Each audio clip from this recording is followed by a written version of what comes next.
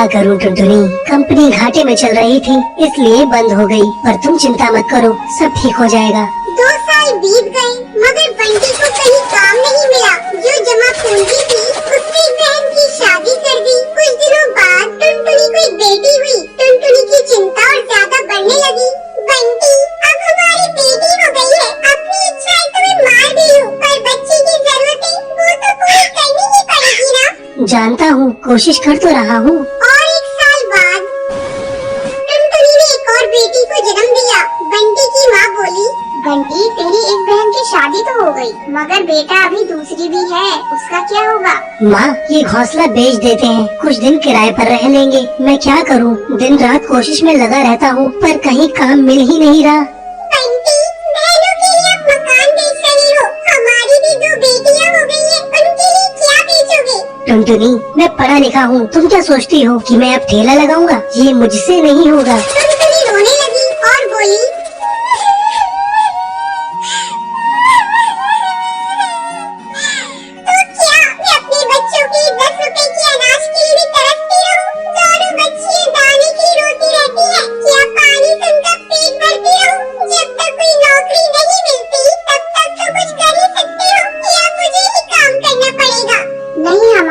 बहू बेटी बाहर काम नहीं करती।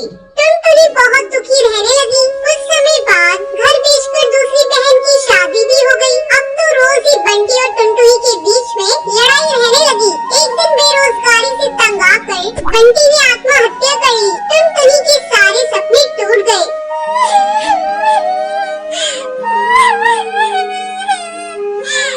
मैं बिल्कुल अकेली हो गई हूँ।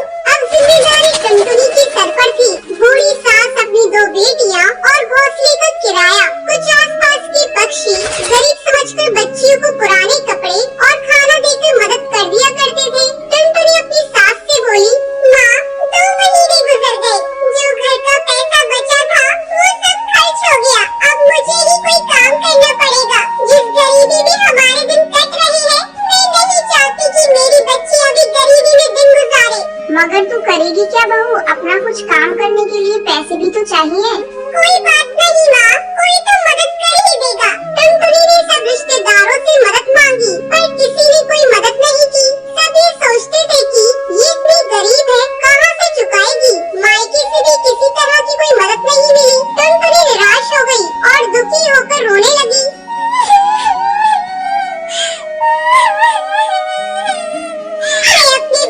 भूखा नहीं मरने दूंगी, कुछ ना कुछ करूंगी, पर इतने पैसों में क्या काम करूं? एक दिन उसे उसके ही जंगल का एक चिड़क गोलू मिला। वो टुनटुनी की शादी से पहले टुनटुनी को बहुत पसंद करता था, लेकिन उससे कभी कुछ कह नहीं पाया था। अरे टुनटुनी, कैसी हो तुम? और यहाँ कैसे? और ये क्या हाल बना रखा है तुमने अपना? गोलू, मैं ठीक हूँ, यहाँ पास में ही मैं किराए पर रहती हूँ। मगर पति तो नौकरी करते थे, फिर किराए पर कैसे?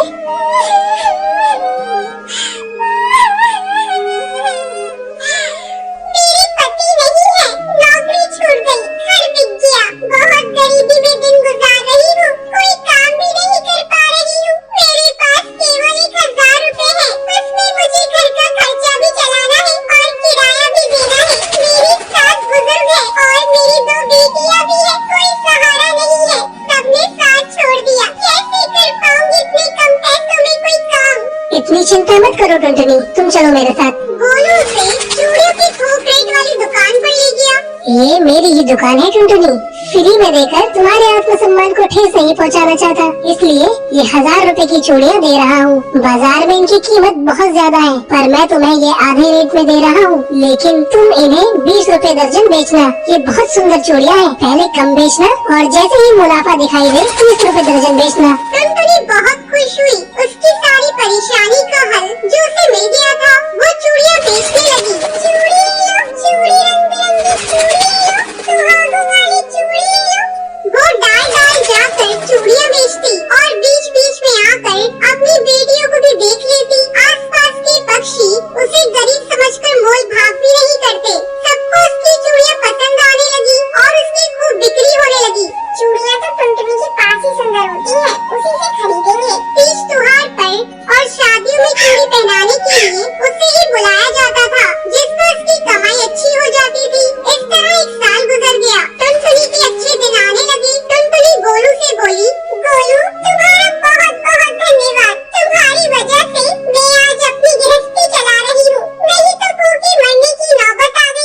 ये तो तुम्हारी मेहनत है टुनटुनी, मैंने कुछ नहीं किया। जितनी मेहनत करोगी उतना ही अच्छा फल मिलेगा।